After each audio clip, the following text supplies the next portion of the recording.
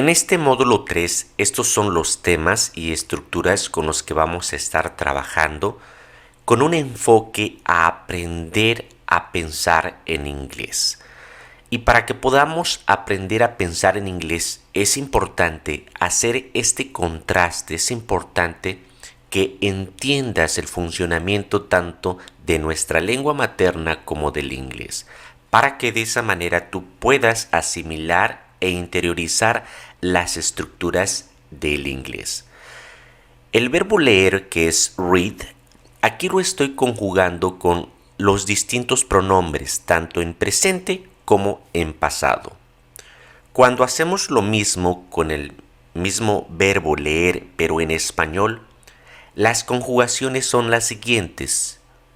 Yo leo en presente, yo leí en pasado. Como puedes ver, en nuestra lengua materna, un verbo tiene distintas formas para distintos pronombres o distintas personas. Todas esas no las sabemos de memoria. Nosotros hablamos un idioma complejo. En cambio, en inglés, para que tú aprendas a pensar en inglés, para que pueda ser más fluido, debes de aprenderte esta sencillez que te estoy mostrando aquí.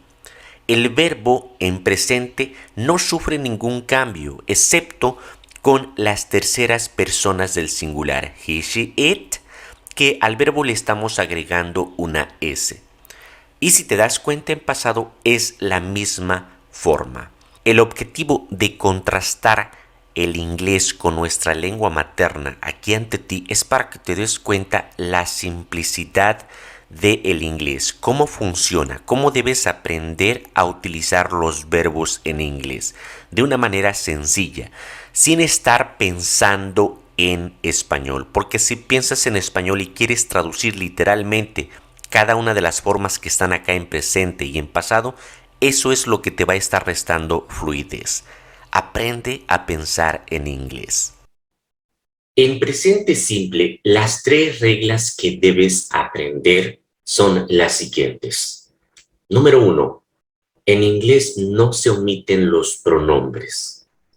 Número 2. Cuando en presente conjugamos un verbo con los pronombres o las personas he, she, it, que es él, ella o eso, al verbo le vamos a agregar una S o una ES, dependiendo de la terminación del verbo, que te explico más adelante. Número 3. Cuando negamos y preguntamos en inglés en este tiempo en presente, lo vamos a hacer con el auxiliar do.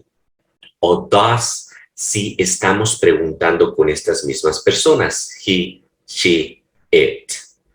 Correcto. Pon mucha atención a lo siguiente. I speak English. You speak English. He speaks English. She speaks English. It speaks English. We speak English. You speak English. They speak English. Como puedes notar, es el mismo verbo, ¿sí? Lo único que hicimos, ¿ok? Es la misma forma del verbo hablar en presente. Lo único que hicimos cuando lo conjugamos con estas terceras personas, le agregamos al verbo una S, ¿ok? Para que diga, él habla inglés, ella habla inglés, ¿ok? Ahora, ¿cuándo vamos a agregar una ES? Bueno, pon atención a los siguientes ejemplos. I go to bed at 10 o'clock. Me voy a dormir a las 10 en punto. You go to bed at 10 o'clock. He goes to bed at 10 o'clock. She goes to bed at 10 o'clock, and so on. Como puedes ver, es un mismo enunciado, pero con los distintos pronombres que existen en inglés. No cambia absolutamente nada. Lo único que cambió es la S o la ES que le agregamos al verbo cuando lo conjugamos o lo utilizamos con estas terceras personas que te dije. En estos momentos te preguntarás, bueno, ¿En qué momento voy a agregar la S o la ES? ¿Cuál es la regla? La regla también es muy sencilla y te la comparto a continuación. Si el verbo que estás conjugando con estas tres personas o tres pronombres termina en una S, SH, CH, X o la vocal O, ahí es cuando vas a agregar la terminación ES. Como puedes ver, el verbo ir termina con una O. Por eso, poner las terceras personas queda goes, goes, goes. Y en el caso anterior, el verbo hablar termina en la K de kilo. Por eso es que ahí simplemente agregamos la S solita.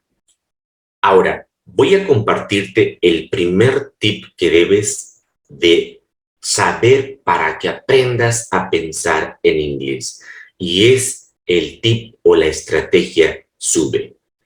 ¿Qué significa esto? Bueno, significa dos cosas: sujeto, verbo. Nosotros en español, nuestra sintaxis o tenemos distintas formas de decir lo mismo. Pon atención a estos 6 enunciados y los 6 enunciados dicen lo mismo, nada más que cambia el orden de las palabras. Así es el español. En inglés, no te preocupes por eso. Hay una regla específica que debes seguir y es esta que te estoy poniendo, sube. ¿Ok? Esto es pensar o aprender a pensar en inglés, ¿correcto? ¿Por qué te preguntarás? Por lo siguiente. Si piensas en español, cuando se te venga la idea, hago ejercicio todos los días, no vas a saber, tu mente no va a saber cómo empezar. ¿Cómo decir? Hago ejercicio todos los días o todos los días hago ejercicio. Y ahí tu mente siempre va a estar tratando de traducir palabra por palabra. Y eso no te lo recomiendo.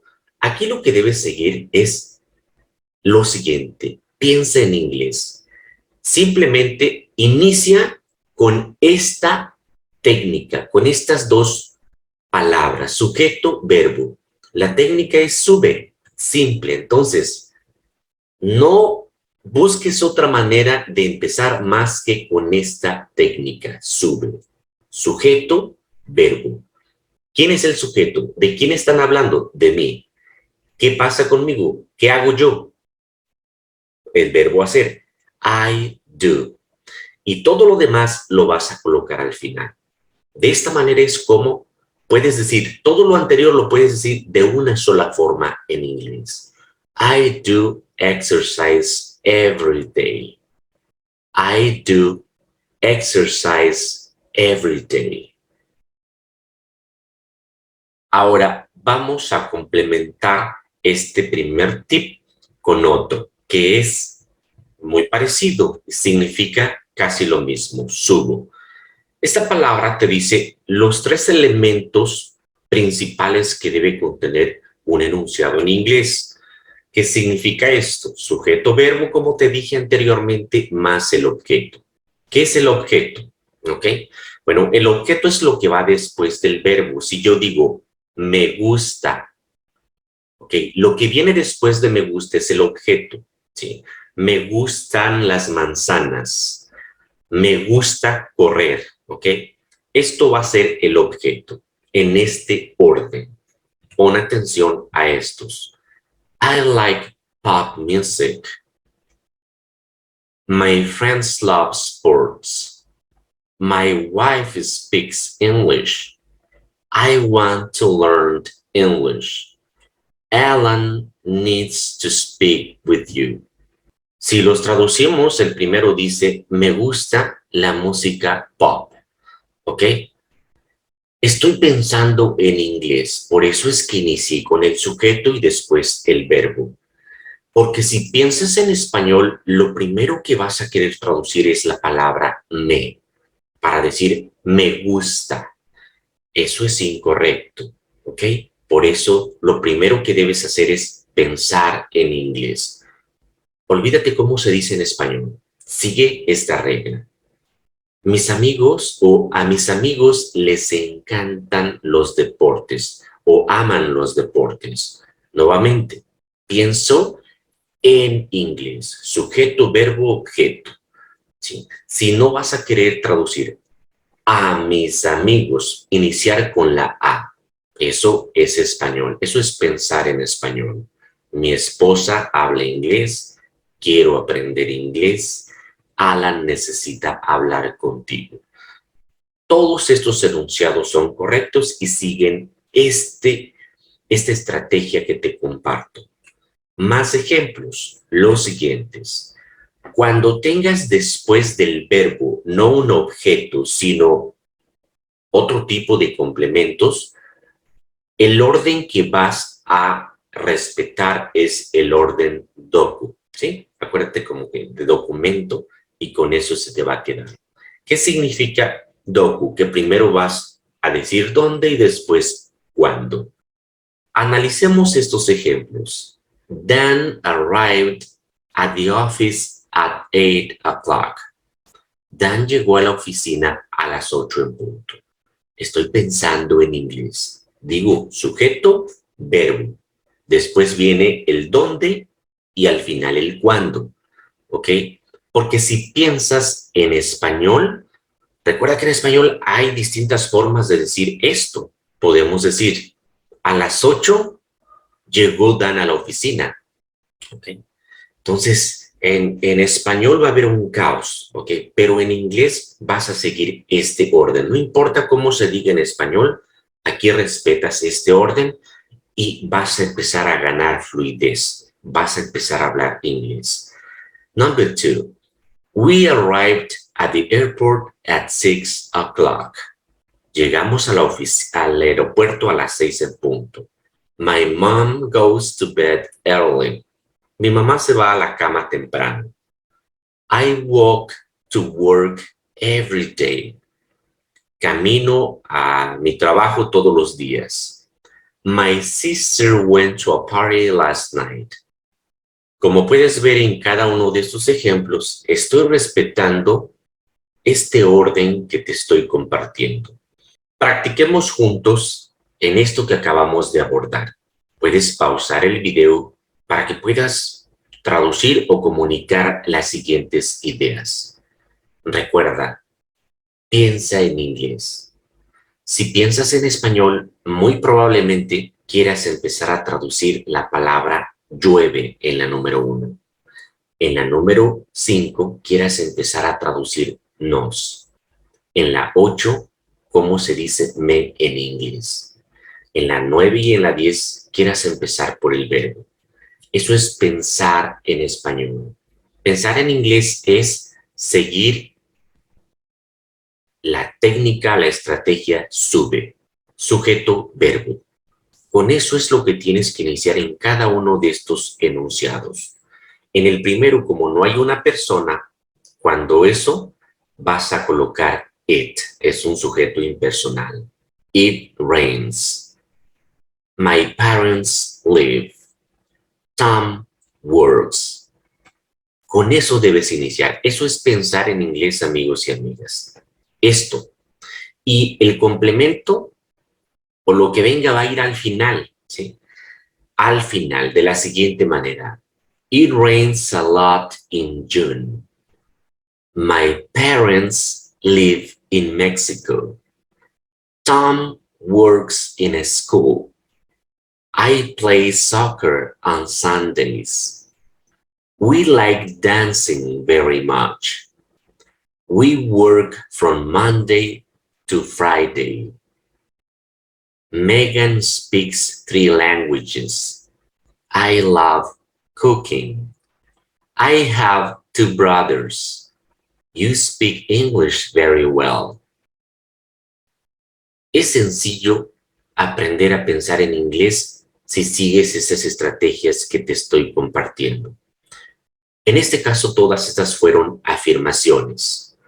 Vamos ahora a trabajar cómo podemos negar y preguntar en presente simple, que es el tiempo que estamos abordando. Te comenté al principio que para negar vamos a utilizar el do o el does, contraído con el not. Cuando el do o el does lo contraemos con el not, queda de la siguiente manera. Don't, doesn't. Don't, doesn't. Te preguntarás cuándo vas a utilizar don't y cuándo vas a utilizar doesn't. Es muy sencillo. Si el sujeto o el pronombre que estás utilizando es he, she, it, vas a utilizar doesn't. Para todos los demás, don't o do. Veamos ejemplos. A mí no me gusta el café. No sé. Si eres principiante, a mí me pasó que quería yo traducir primero el a, ¿cómo se dice a en inglés? Y después, ¿cómo se dice me en inglés? Y así, palabra por palabra. Amigos, eso es pensar en español. Pensar en inglés es seguir la siguiente regla, siguiente tip que te comparto, suave. Acuérdate solo de esta palabra, suave. Eso es pensar en inglés. Sujeto, auxiliar, verbo. Tienes que identificar estos tres elementos, esta triada, y con eso vas a empezar a pensar en inglés. No te vas a estar trabando, ¿ok? Entonces, si quieres traducir esto, pregúntate, ¿a quién no le gusta el café? A mí. Entonces el sujeto es yo. Si el sujeto es yo, el auxiliar va a ser don't. Y después el verbo, ¿de qué estamos hablando? A mí, ¿qué es lo que no me gusta? Estamos hablando del verbo gustar. Y café va al final entonces, pero respete este orden. Sujeto, auxiliar, verbo. Y lo que sigue al final. I don't like coffee. I don't like coffee. ¿Ok? Una recomendación que ya les he hecho en clases en vivo. Los nativos cuando pronuncian la D aquí, la pronuncian como una R. I don't. Y ya no pronuncian hasta la T. I don't like coffee. I don't like coffee. Hazlo así y va a mejorar tu fluidez. Está correcto decirlo, no te preocupes, no quieras pronunciar todas las letras de la palabra. No te preocupes por eso, los nativos no lo hacen. Siguiente, no sé. Cuando te preguntan por algo y tú dices, no sé, ¿ok? Si piensas en español, yo cuando pensaba en español, lo primero que quería yo traducir era, ¿cómo se dice no en inglés? Y con eso me la pasaba yo en mi diccionario buscando palabra por palabra. No, olvídate de eso. Aprende a pensar en inglés. Pregúntate, ¿quién es el ignorante? ¿Quién es el que no sabe? Yo otra vez, ¿verdad? Perfecto, ese es el sujeto. El auxiliar va a ser el mismo porque estamos hablando en presente y el verbo es el verbo saber. De la siguiente manera, I don't know. No importa que en español se diga con dos palabras, en inglés tienes que respetar esta triada. Así de simple, amigos y amigas. Si hasta el momento me has entendido y la información te está sirviendo, te pido que me regales un like. Es completamente gratis, no te cuesta nada y a mí me ayuda mucho. De antemano, muchas gracias. Seguimos con una pequeña práctica de lo que te acabo de decir. Pon atención a estos enunciados, a estas ideas. Cuando tú quieras hablar inglés y quieras comunicar esto, algo así, ¿cómo lo vas a hacer? ¿Pensando en inglés o en español? Recuerda, si piensas en español, eso es lo que te va a estar deteniendo siempre en tu aprendizaje. ¿Sí? Si piensas en español, muy probablemente, en la primera quieres empezar con el no. En la tercera quieres empezar a traducir cómo se dice a. Y así sucesivamente. ¿Okay? Olvídate de eso. Recuerda, nosotros estamos siguiendo una estrategia. Para negar la estrategia es suave. Primero debemos pensar cuáles son los sujetos de cada uno de estos enunciados. Los siguientes. I, it, my mom, my sister, my friends, we, he, she. Esos son los sujetos, es lo primero, ¿ok? Olvídate de que cómo están empezando en español, que eso no te importe. Pensamos en inglés. ¿Qué sigue después del sujeto? Su a, el auxiliar. Puede ser don't o puede ser doesn't, de acuerdo con el sujeto. Ya te expliqué cuándo vamos a utilizar doesn't. My mom es ella, mi mamá. Entonces utilizamos doesn't. Con it también doesn't. Mi hermana también sigue siendo ella y así sucesivamente. Con he, she, it utilizamos does. Recuerda eso. Después viene el verbo y al final el complemento o lo que reste. ¿Sí? Esta es la tríada que debes identificar. I don't want to work. It doesn't make any sense. My mom doesn't like football. My sister doesn't speak English. My friends don't have a car. We don't live here. He doesn't want to come. She doesn't like to cook. Very good, guys. Ahora, por último, veamos cómo hacemos preguntas en presente simple en inglés. Bueno, va a seguir siendo la misma tríada, la tríada suave, sujeto, auxiliar, verbo.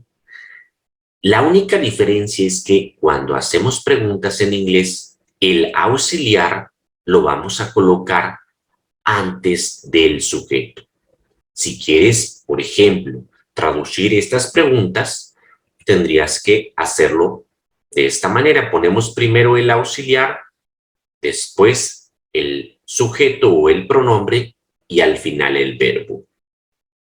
Con su complemento, simplemente, ¿ok? Sigue habiendo la misma tríada, la tríada suave, sujeto, auxiliar, verbo. La única diferencia con las negaciones es que en las preguntas el auxiliar lo vamos a colocar antes del sujeto, nada más. Pero sigue siendo la tríada suave. Do you smoke? Does your brother drink? Do they work here? Do you have brothers? Does he play the guitar? Do you live here? Does Lucy speak English? Do you like chocolate? Todos estos son ejemplos de preguntas afirmativas. También puedes hacer preguntas negativas en inglés utilizando este auxiliar. Por ejemplo, en el primero, do you smoke? ¿Fumas? Puedes cambiar el auxiliar y ponerlo negativo. Don't. Don't you smoke? ¿No fumas? La traducción cambia. Don't you have brothers? En lugar de decir, ¿tienes hermanos? Dice, ¿no tienes hermanos? Esa es la única diferencia, pero lo puedes hacer perfectamente. Ahora, ¿cómo respondemos en inglés este tipo de preguntas? Ejemplo, do you smoke? Do you drink? ¿Fumas? ¿Tomas? De la siguiente manera, yes, I do. Cada que en inglés te pregunten con un auxiliar, con ese respondes. Me preguntan con do, respondo con do. Do you smoke? Yes, I do. ¿Qué significa yes, I do? Sí, sí fumo. No, I don't. No, no fumo. Si fuera una tercera persona, la que incluye la pregunta sería, does she have kids? ¿Tiene ella hijos? Yes, she does. O no, she doesn't. Sí, sí tiene hijos o no, no tiene hijos. Does she speak English? ¿Habla ella inglés? Yes, she does. No, she doesn't. Sí, sí habla inglés. No, no habla inglés. También hay preguntas en inglés que llevan palabras interrogativas. Las palabras interrogativas en inglés son esas que tienen W, ¿ok? What, why, when, etc. ¿Ok? Esas son las palabras interrogativas. Y bueno, tienes que iniciar con la palabra interrogativa, where, what, why, how, who. Y ya después respetas el orden que vimos. La tríada suave, sujeto, auxiliar, verbo. pero como es pregunta, el auxiliar lo colocas antes del sujeto. ¿Ok? Inicias con eso y después del auxiliar sigue el sujeto, después el verbo y el complemento. Where do you work? Where do your parents live? What do you need? What does she do? Why do you live here? How does she feel today? Who does he live with?